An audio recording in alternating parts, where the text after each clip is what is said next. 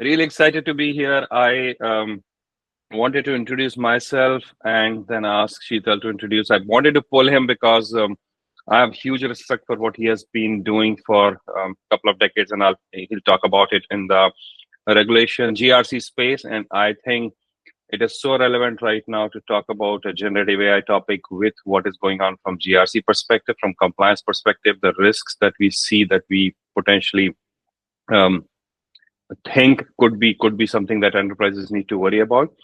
So I'm Ashish Garg. I'm a CEO and founder of Riga Cyber. We provide virtual CISO services, a lot of go-to-market for cybersecurity companies across the world, and we are expanding. So if you want to talk, help us, or find opportunities, please, we love to help people.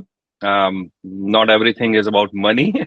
We also help people with just assessments and understanding what the risks are. So been in the Valley almost 20 years, been in cybersecurity close to 25 years, started out as an R&D person, built a lot of security products and solutions. And then for last 8 years or so, have been building security programs for Fortune 500 and startups. So that's my background. Sheetal, do you want to introduce yourself? All right. So my name is Shitalkumar Patel. I also been in the industry for almost 25 years. Started in the Valley back in '99, and ever since has been in the Valley. I have wore multiple hats during my 25 years career, but I have moved into cybersecurity for last 10 to 12 years. Specifically, started with implementing FedRAMP in early 2010s, which was kind of a big undertaking for a company which I worked for because FedRAMP was a brand new thing, and I still see FedRAMP as a challenging activity. So ever since I wore multiple hats like running infrastructure, SRE roles, and then moved into cloud security strategy and the GRC, my latest role, where I was probably running GRC for the whole organizations and making sure that I crosswalk different audits and different frameworks to ensure compliance is in place. Where we kind of help our stakeholders to kind of not be doing the same thing and again through different audits, because in the sales world, everybody has to do multiple different frameworks. Having said that, I am super excited to be here and sharing the thoughts, what I know about or what I have learned over the last few years to see how we can bring synergies to the community. Cloud Leadership Circle is brought to you by Dunyasi Ventures, a leading provider of expert recruitment services. Whether you are starting out or scaling up, Dunyasi Ventures recruitment solutions will give you access to expert recruiters who will find the right fit every time. Contact Dunyasi Ventures today for a free consultation to build your dream team. Thank you, Sheetal. So I want you to provide some thoughts what I see from generative AI. I'm very bullish that it is going to change the way we work. I am also cautiously optimistic that we'll find the real use cases. Sheetal, I think there's some echo on your side. Do you mind muting? I'm also cautiously optimistic that the use cases have not been defined. What will change? What will remain versus what will drop off? We see quite a bit of Gen AI usage in current systems that doesn't make sense because there are things that should be automated with static rules rather than doing a heavy lifting and so much of compute power being used to build stuff from Gen AI perspective. But eventually, market corrects itself. We are already seeing Microsoft and big companies mentioning that their Gen AI spend has not been, the ROI has not been there with their Gen AI, right? So they are cutting back. They are going to figure out where the use cases are, where they'll be able to make money, how well defined those use cases are going to be. So it's yet to be seen. But what we are going to talk today is probably Gen AI and cybersecurity, that interaction, the intersection of those two things. We are seeing generative AI being used to enhance security posture, doing SOC operations, improving those, manual labor. But we are also seeing concerns with deploying generative AI models themselves. So cybersecurity concerns, risks, and compliance that's coming. So some thoughts around that, Sheetal, maybe would be helpful. How do you see that from your lens? So, from my lens perspective, intersection of generative AI and cybersecurity, there lies both opportunities as well as threats. What I see is kind of, is it AI for security use case or cybersecurity for AI?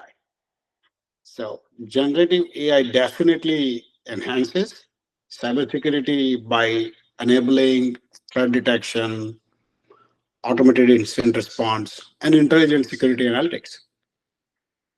AI-driven model can definitely analyze a vast amount of data sets to identify patterns, predict attacks, and generate probably remediation strategies on the fly or in real time. However, the same technology also introduces the new risks, such as AI-generated phishing attacks, deepfake-based frauds, and many adversarial AI techniques that can bypass traditional security measures. So we got to look at from a perspective whether AI for cybersecurity, which helps aid in doing the work what we are doing in the cybersecurity field, versus how can cybersecurity ensure that we secure AI by following the best practices what we've been doing all around on our normal cybersecurity business. And that's where there are nuances around it, right? And then we can probably go, but again, long story short, we can leverage AI, cybersecurity professionals, for a proactive defense, while attackers can exploit AI to create more sophisticated attacks. It's a very fine line, and we will continue to evolve. Our organizations must adopt AI-related defenses in the future. Yeah, and we are seeing quite a bit of companies being funded for AI SOC, using data science, using generative AI to increase the speed with which, or the velocity with which they are able to uh, take care of incidents, provide enhanced data connecting to different systems. I think Sheetal, there's still some echo. Sorry. So a lot of companies I talk to, they in that space, they have been literally dealing with an incident happens. How do you first detect that it's actually an incident, or an alert comes? How do you know it is big enough for somebody to take a look at it? So reducing that alert fatigue has been something I have seen for companies do for 3 to 4 years of using AI, and now in the last 2 years, people have started talking about agentic AI agents, trying to reduce that manual effort, bringing more accuracy, bringing enriched data, connecting to the identity systems, to the actual applications, to correlate the data that was very hard to do for SIM solutions earlier. So definitely we are seeing that. On the other hand, we are also seeing a lot of AI use cases that do not make it to the market, mainly because the trust is not there, right? From third party perspective, and I'll talk to you maybe later there. That is also being a concern, right? How do you know what data went into those models that are being deployed? How do you know those models are safe for your environment? How do you know you're compliant to some regulations when you're deploying these new Gen AI models, right? So that it goes beyond the cost and the benefit, but more around the risk, more around regulatory compliance, more around reputational damage. We have seen a lot of instances where I think Samsung had that year back or so, where some of the proprietary data related to a patent got leaked through one of the Gen AI model, and they had to cancel that patent or something like that happened. So quite a bit of reputational risk and cost to the company.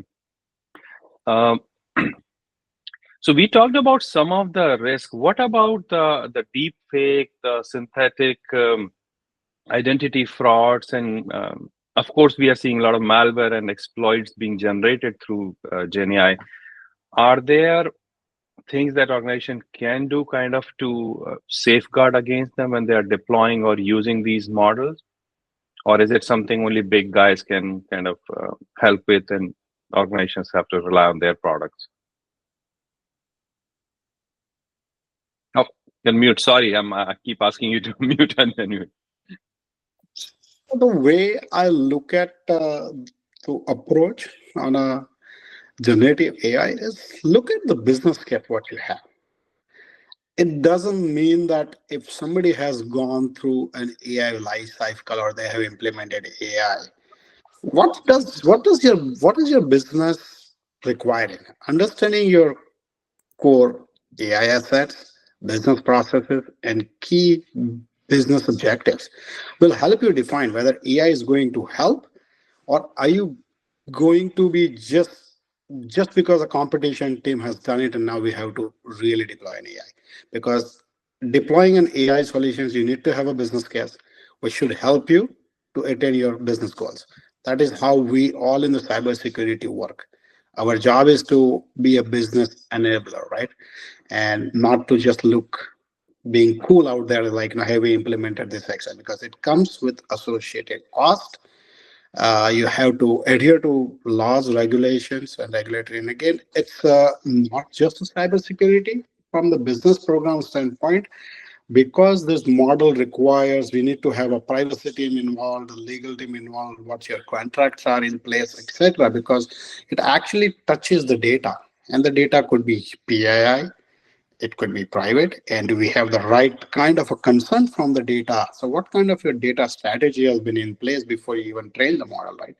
Because there is definitely a risk from the perspective that that data poisoning could happen by those malware attacks and whatnot, which can be left undetected, fileless malwares and whatnot, right? However, are you developing a model? Or for that matter, if you're using this public model, right? That is how you just mentioned, right?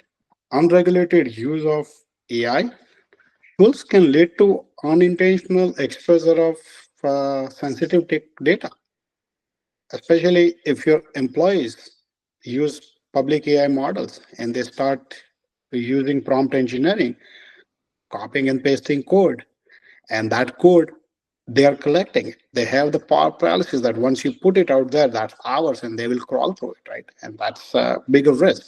So ensuring, basically, this is not about just implementing, it's about developing a business case at the very first, and then ensuring once the business case is developed, ensuring what are the risks.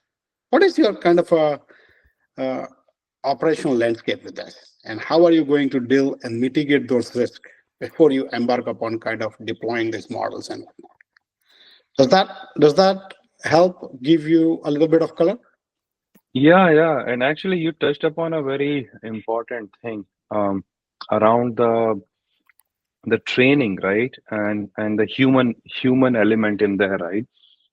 I feel as much as data that goes to train these models and the data that goes to enhance the intelligence, right? Using that to generate more insights into data from enterprise perspective. I do feel the problem is very parallel to how we deal with classified or sensitive data in enterprises right now, right? We do not put that on a 10, 15 years back, CASBs came in mainly saying, okay, your enterprise data is being leaked. There are cloud storage, personal cloud apps, the cloud storage apps that employees are using to exfiltrate the data.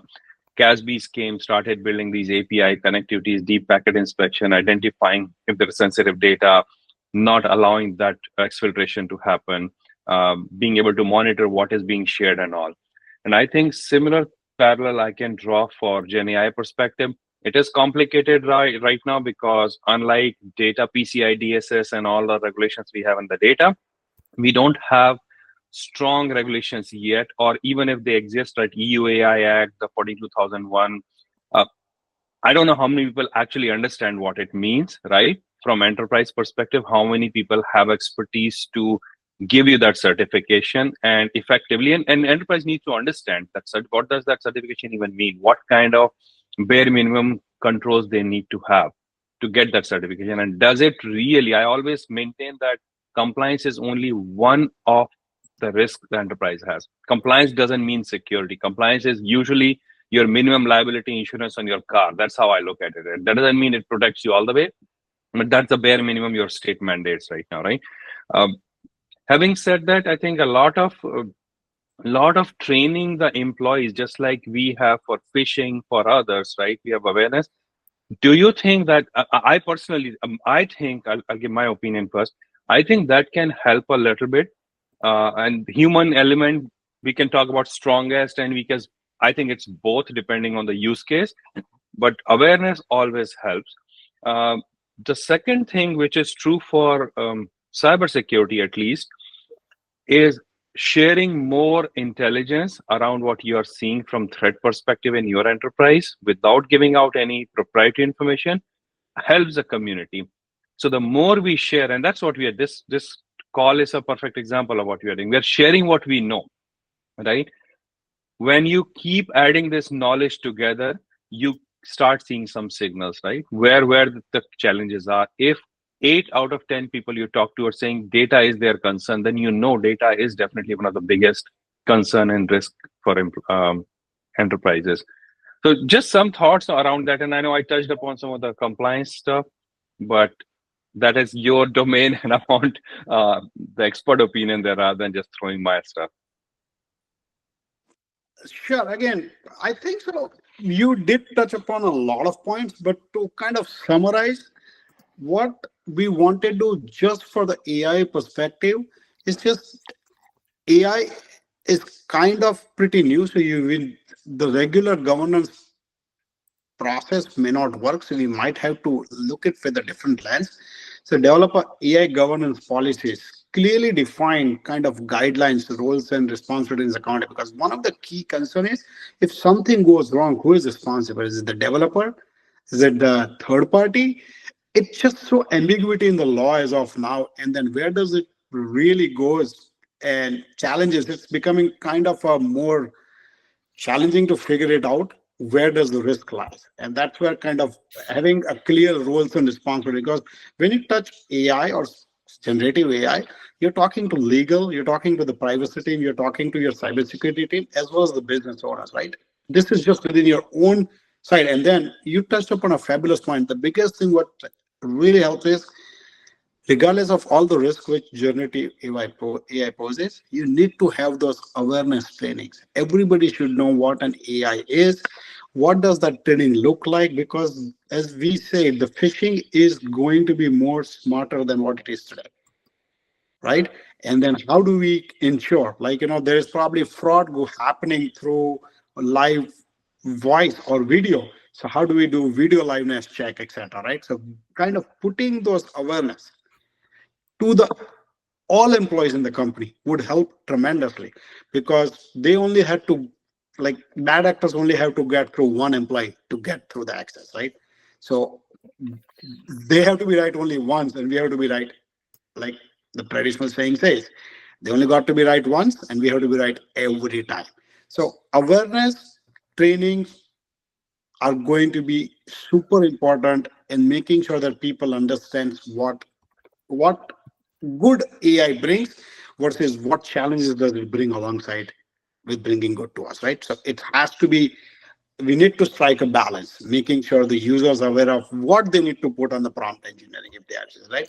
And from the defense perspective, maybe the cybersecurity team should use some controls to ensure they have some DLP solutions, etc., to ensure that none of those proprietary information or the confidential information actually goes to the outer world, provided if that is what you are using as a public model. Again, I'm just assuming that's a use case.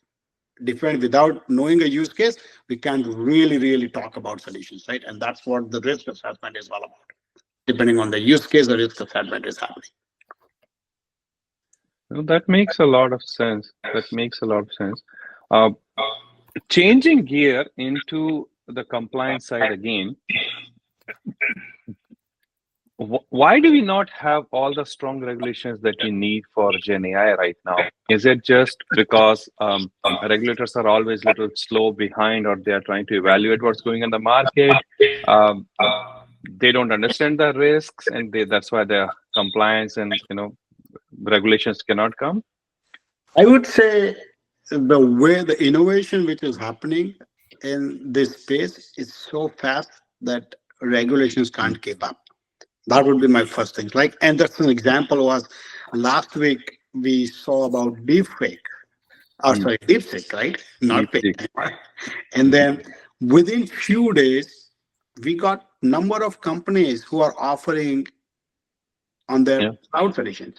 Now, Mm. was there any risk assessment done? Answer, probably those companies Yeah. can afford uh, a regulatory fine or whatever it is, but they wanted to go to the market, right? And it all depends Mm. on the risk appetite for a company. But that was such a brand new model, and everybody Mm. jumped into it. And do you think so? The regulators can, and again, this is a global thing. I'm going to say we are already seeing a problem with GDPRs and whatnot. That hey, the local sovereignty laws, the data has to be lived within the local countries. What that poses a problem is like, now tomorrow, I foresee that people might say like my data do not live. So that means that data, those models will be only to the country specific or the region specific because they are GDPR, or there has to be a Mhm. regulator which says Mm. that, you know what, yes, you can train this data provided you do X, Y, and Z. And those things Mm. are being worked out, but they are not as fast as what the industry is evolving. Yeah.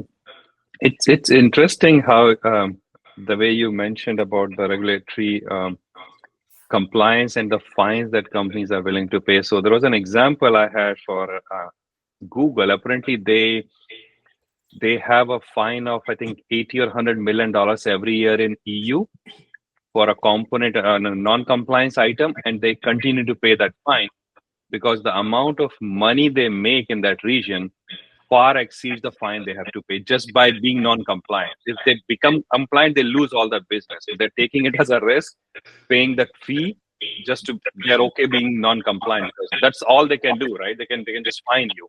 So if I look at if I put my risk management hat, I'll just say like, hey, my risk tolerance is so much. I can tolerate up to $1 billion, and if I'm just getting it out in 100 million, you know what? Why not? I'll continue to do the business because my tolerance, and that's where they would have gone back, right? Hey, what's your risk appetite and what's your tolerance? And their tolerance was much higher. So there's no point in mitigating or doing a risk treatment because they can make a lot more money without doing it. So Yeah.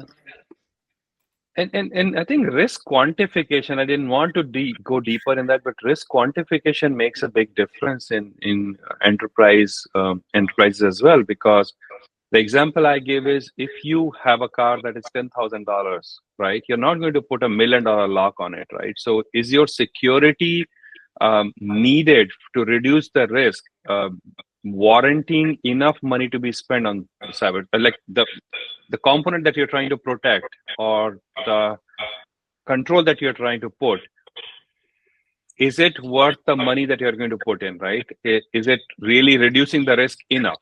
If the risk is $1 million and you're putting $5 million of controls, probably not really worth it, right?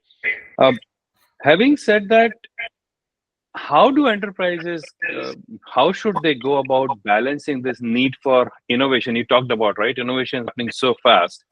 How do they balance that with risk and also keeping in mind the regulations? That becomes like a very, in my mind, and from CIO, CEO, board perspective, it becomes very complicated because on one side, you have to keep innovating, you have to be using the emerging technologies a lot. Because you have to sell more product, you have to improve your revenues. You are on a Wall Street, so you have to quarterly give the reports, and your engineers are asking to use the latest and greatest tool. But from security perspective, from cost perspective, from risk perspective, and then eventually managing the regulatory compliance around it, how should they look about it for Gen AI at least? It's I find it very complicated right now, even knowing what I know. so I still go back to the very basics of our risk management. Develop a business case. Understand what are you protecting. What are your core assets? What are your key business objectives? How are we enabling using generative AI or whatever AI we want to use to ensure if the business case is not going to give you the return on investment, how you just say, right? You're not going to implement a control if the control is 5 times more than the control itself. Then you're going to look for compensating control. I'm not saying that you will not do it, right? So the whole risk management methodology will remain same, although it will change the landscape because of the fact that AI is bringing in new challenges, right? And that's where, okay, people says like, I really don't have a business community. Then that is where we need to start with, like, what is the business need to start using X, Y, and Z, and what is it going to add to the bottom line, right? And then how much it is going to cost you to deliver this. And then because of the fact that due to regulatory landscape, hey, are you going to say follow EU AI Act or NIST AI RMF or say ISO 42001? What does it say? And it takes like, you asked me ISO 42001, it's probably about 8 to 10 months of work to get an enterprise solution certified for that. And last I checked, because I was on a PTO for last about 6 weeks, but during December, there was only 11 companies so far in the United States who were actually ready to sign your 42001. So that's not many even companies who are offering those services where they can become a signing authority, because that's also taking time. I'm not trying to say the regulatory body, even the standards which is out there, but how many people are ready to sign off on your certification, right? Because for ISO 27000, there are a bunch of it. It's ISO 42001. It's called I AI. can put it in the chat too. Yeah. So I was looking at the questions and comments here as well. So Mike, is it okay to kind of go into that? Sheetal, you're okay if we just go into some of the comments that are posted? Sure. I'm from the phones. I'm not looking at it, so feel free to Okay, repeat. I'll read it. So I think Mike is saying, and I think it's a good point. I would say that due to the complexity mentioned here, having a real AI governance process and a board for managing that governance is really important. Not sure everyone is really doing that, but I truly hope so. Do you think it warrants a separate governance body? Absolutely. And then you need also an ethics committee, because now here we are touching upon different, as I said, you're touching upon your legal teams, privacy teams, your cybersecurity team, and your business owners. We need to ensure, because at some point of time, explainability of AI would come into picture. We need to be basically testing for bias, right? And the times are not that far where we'll be actually documenting in a security logs and showing how we have done a privacy impact assessment versus say a bias assessment, and how that model works, and making sure that the model has not been poisoned or whatnot. So those things would become more kind of a table stakes as we evolve in the industry and the regulatory landscape evolves. But that's what I'm foreseeing in the industry in about this year. This year, okay. And then, so this part comes when you are aware the risks you understand, but do enterprises need to do a separate risk assessment per Gen AI product they're using? How does that play into it? Because I expect enterprises to start using Gen AI pretty much any process they have, right? Could be HR, legal, payroll, analytics, right? Even cybersecurity. So how will they go about even? I take it to the same asset discovery problem we had. Now you have a Gen AI discovery problem. You don't know where it is being used, what kind of data it's being trained, and how to mitigate some of the risks. So this is where I believe if you're using a third-party products, your third-party risk management should evolve. Your awareness training across your procurement, your legal has to evolve. What is that?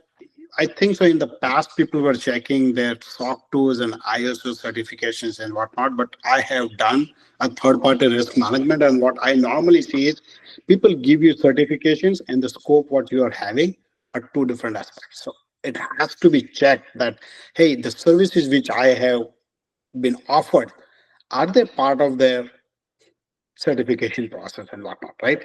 So the third party risk management would become more challenging, and that needs to be enhanced to ensure AI-related risks are either documented, and then again, we wanted to make sure what kind of contract language is in there, right? For the products, what we are using, because if they have started disclosing that they are going to be using AI for your services, then what kind of data are they processing? And those things would become kind of if your data is being, if they are your data processors, what are you going to do about it, right? How are they using your data? And those kind of questions remain probably today unanswered, but that needs to be addressed by a third-party risk management. Does that That answer is, the question, or will you? it does. It does. What about the fourth and fifth party? We keep hearing about that a lot, right? The transient stuff that you may or may not have full awareness. So how does that work? And I'm throwing that at you because I don't know the answer. I want your So opinion, and if you don't have it, it's a very it's a very challenging thing to figure it out on a fourth party and fifth party, because I think so it's a very it's a linked list, right? One person is linked to the second and second one is linked to the yeah. thing. And what we are trying to do is, if a third party and the second party have the right contract and they are following it, then they should be aware of it. And then the first party and the second party have the right contract, they would tell you, right? So the breach happening at the third or fourth party, it has to trickle it down all the way to the first. And that's where I think so.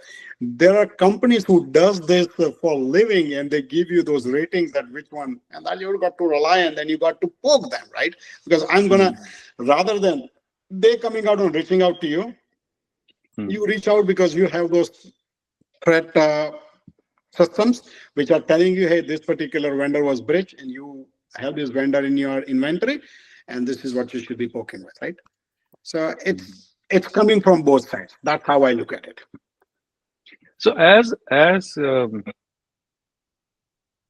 companies that provide third-party risk assessment, they start ramping up on how to do it for Gen AI products. I also feel that in last 2 years, I've seen more awareness around third-party risk management, more companies investing apart from the regulations. They have started looking into more for their own, like I said, protection. I do feel that that's going to evolve, but we are seeing quite a bit of change in last few years that is so fast that it'll be. I still feel the problem is discovery, just knowing where your components to the components that you're using to build your product are coming from, right? So that's will continue to be a huge challenge in my mind. So that's a simplistic way to put it. It's your supply chain risk, right? And we, as an industry, we all use open source products. Where we source it, how we're going to bring it to our repository is always going to be, are we going to scan it? Are we going to sign it? Code signing it, and then what are we going to bring with those vulnerabilities? Again, you go back to your same rigor of vulnerability management, patch management, whatnot, depending on what open source product you're using. You're doing probably a scanning as well, right? And making sure your open source vulnerabilities are known before you actually bring that particular package and whatnot. We can't live without an open source product, right? So those traditional processes will have to also evolve and mature to their to the point where they are today, but they need to evolve to a even greater point, because that's where a lot of hacks are coming up, and then zero day activities are sometimes back in the supply chain, right? Makes sense. Makes sense. I think Neeraj has a question I'll read out, and then what kind of Gen AI real use cases have you come across in the cybersecurity space? You want to take this first, Sheetal, or I can? Sure. I'm gonna say you can let me know your thoughts, but I think so. Automated SOC is one of the use case which has come across in the cybersecurity world very often, right? Everybody is bringing in a perspectives like, how they can remove a lot of noise from your logs and can help you run your SOC much faster and efficient, right? It will be more effective, efficient, and timely. That would be one of the real use case. Yeah, I also am seeing companies, at least based on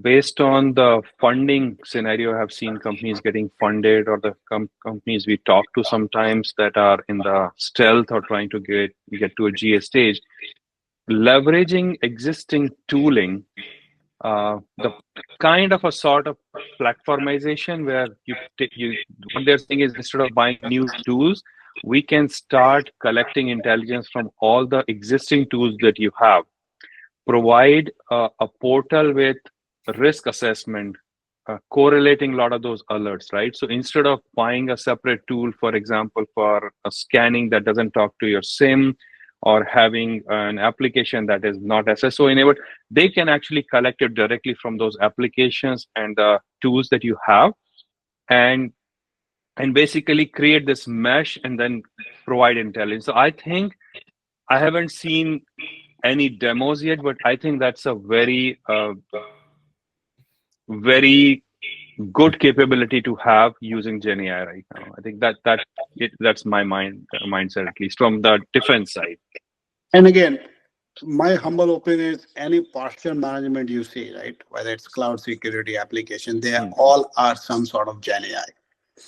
They're actually collecting your data and trying to run a machine learning algorithm, trying to put their secret sauce on it, and then correlate and give you an output.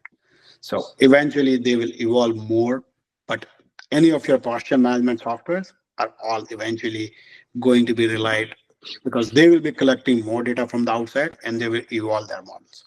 But at some point of time, all of them are sort of a Gen AI. Yeah, and I think in future, this is my kind of prediction, that we will have to keep getting. We have to do two things more effectively. One is detecting these attacks faster, so you can respond, and second is responding much faster, so the containment of those attacks, right? Because the way the attacks are going to be automated in future using Gen AI, from attackers' perspective, they can do a lot more damage that, right? Because there is no person trying to generate these. You can just have a lot of scripts, a lot of automated tools. You can have agentic AI going, and once it's in the environment, it can do a lot more damage compared to somebody manually trying to log in, trying to do a lateral movement, escalate the privileges, things of that nature.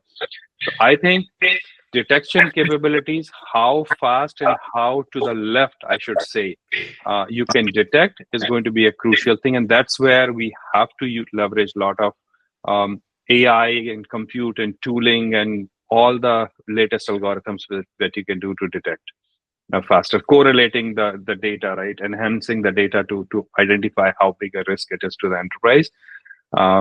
Automated risk is a dream of mine. I know it's complicated as you grow in enterprises, but that could be another thing. So I think Mike is putting some good points. I'm going to read through that. Adaptive remediation could be context-aware remediation instructions. Seeing automated remediation tools too, but those remain scary to me. Yes, I think automated remediation is possible, but still very error-prone, right? We do see a lot of false positives, and it can actually cause an attack in itself, right? If somebody gets access to that. So some measures will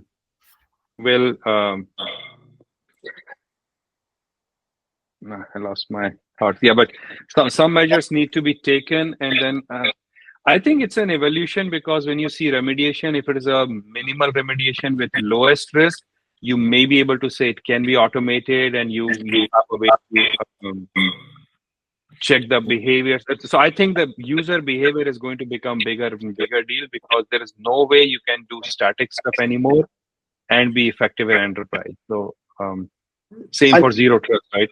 Yeah. Yep, I totally agree. Behavior-based endpoint security instead of relying on some static malware signatures, right? So that's going to become basically static signatures will become a historical thing, and you have to be in real time understanding the behavior, and then probably come up with. And again, time will tell us how far we go into that route, but that is something which is probably forthcoming. Yeah. So changing gears, are there any questions you guys have? I can keep talking to Sheetal for a long time, but if there are any questions you think or comments, I mean, your insight as well. We're here to learn. I would just say, like, I love this discussion. I think it's the type of discussions we need to have in the industry. We need to be really mindful of how fast everything is moving. And the bad actors seem to have a way of moving a little bit faster than both regulatory bodies and enterprises can keep up with. You know, I'm a visionary type person, so I see that there could be a lot of business opportunity here too for people that are willing to take that on, is to be an advisory board, governance board as a service offering. And then just one other comment, you know, about what I had said earlier, and we could kind of turn this into maybe a discussion topic if people want to get into it, is that I'm seeing some people talk about having some semi-automated loops, and I personally feel a little bit more comfort level with that, and wondering what other people think. So something that can do fast detection, can generate some remediation for you, but does a prompt to get humans in the loop, get some review on that remediation, and this could be classified based on risk classification too, right? So like you, I think that was a really good point, is that some really low risk changes could be fully automated, and we have a difference with how we put humans in the loop for things that are a little bit more complicated. But I think that this risk of somebody getting into your network or into your application stack, doing things very fast because they're using automated tools, that's a real risk. And then you get to a point that once they lock all your stuff down and start doing a campaign to get you to pay up to unlock everything, you're already done. So I think we have to find a way to speed up, but I just don't feel comfortable personally putting everything on full automation. I don't think we're there yet. Yeah. And there are some of those tools exist. I'll give you a live example. Companies that are doing access reviews, automated access reviews, and revocation from your IGA policy perspective, from IGA tooling perspective, they have the capability to automatically remediate. But what they currently do, which is the right thing, is they'll generate a report and you can do accept, deny. So the core work to evaluate the data, correlate the data, and actually identifying which roles are not needed or who does not need role access is reduced, right? The time is reduced to get to that stage. Now you can say accept all and it will actually deploy all the changes, or you can say I don't want to do this. So there is a human in the loop, but those capabilities exist. What is happening quite a bit is a lot of enterprises, in this specific example, they don't even know what roles need to exist because they were generated 10 years back. And that's a big problem, big challenge, mainly because I relate everything to ransomware attacks. And that's how they happen, right? Somebody has more access than they need. They don't even know what accesses they have. Somebody's able to, go laterally to another environment, escalate the privileges, and then compromise. So I think Western Digital and a couple of attacks, literally this is what happened. Social engineering to getting a low-level account that had more privileges, doing a lateral movement, escalating privileges, getting the encryption key, right? And then it's game over. 30 million or 40 million cloud accounts that they were encrypted to the key, right? So it's all ransomware. So but that's a valid point. Not totally agreed. Over reliance on AI without human oversight is going to be very challenging, especially when we have AI generated security alerts and automated responses. We need human in the loop. Absolutely agreed. But I mean, I think like with this arms race type situation we're in, like when we can detect through automation that there is something going on and just shut that down and then worry about remediation steps to prevent it from the future, that is a good balance maybe to have. And I know that there's a lot of people that are doing that. So that gives me some hope for this arms race because it's getting quite challenging when you're seeing how much exponential there's been in successful ransomware attacks is scary. And you learn from every incident what it happens, right? There is no right or wrong answer. This is an interesting topic, both Gen AI and cybersecurity. they are both log ahead. So one cannot go without another. So, but we don't know where both are going. I think time will say like where we are going, how we are going, and how we are going to manage it. Yeah, I think one thing is for sure, there's a good correlation there, Neeraj. Both are equally complex, I feel, right? Exactly. And I feel some of that is on purpose because I am not sure. I have been in CISO positions, but I'm not sure why do I have to choose between 7,000-8,000 companies for products, even for same product? Very hard to distinguish. One of the things, and it's a shameless plug, but one of the things I really believe is we have to democratize cybersecurity. The reason we feel safer in our homes today is few hundred years back, somebody decided there should be a lock on the front door, trained everybody, made everybody aware, everybody has a lock, right? Of course, locks have evolved as well, but the basic understanding was there that having a front door locked gives you a level of protection. When we talk about most of the time, cybersecurity companies are building products for Fortune 500. I talk to probably hundreds of them each year. Nobody has ever said, I'm trying to do it for SMB market, right? Or medium-sized company that doesn't have enough money, because there is not much money to be made, right? Because the target is not to protect. The target is to protect those wealthy companies. That's what it is, because they are the ones who will pony up and give you the money, right? And I think that is where we are failing as an industry. If we want, and think about it, any weaknesses that you see in large enterprises exist in small enterprises, right? It's not that a vulnerability can only exist if it is for you, if you're Fortune 500. Just like coronavirus, we saw it doesn't matter how much money you have, everybody can get infected. So that mindset has to change, right? That it's okay to make all your money from Fortune 500, Fortune 1000, whatever it is, government and all that. But we have to still make cybersecurity a little bit more accessible. People should know that, having a multi-factor authentication, your mom should know, your kid should know that your password being welcome123 is not a good thing. Your first name being your password cannot be a good thing. So that awareness has to come in. I'm talking about this level, but even for mid-sized enterprises, most of them don't know how to monitor anything. They are just saying, okay, here is the money I can spend. Somebody else comes and takes care of the IT and InfoSec. So more awareness there, more helping hands. I think even if somebody can say that this is your $100 or $500 assessment to tell you where you should be putting money and how much money you should put, that's all. You don't need Wiz for your CNAP if you have 5 virtual machines in your cloud, right? So just knowing those things can help. And I'm not seeing much of that, because the race is to go to Fortune 500 and become another unicorn. That's the race in cybersecurity market right now. Yeah. Unfortunately, that's true.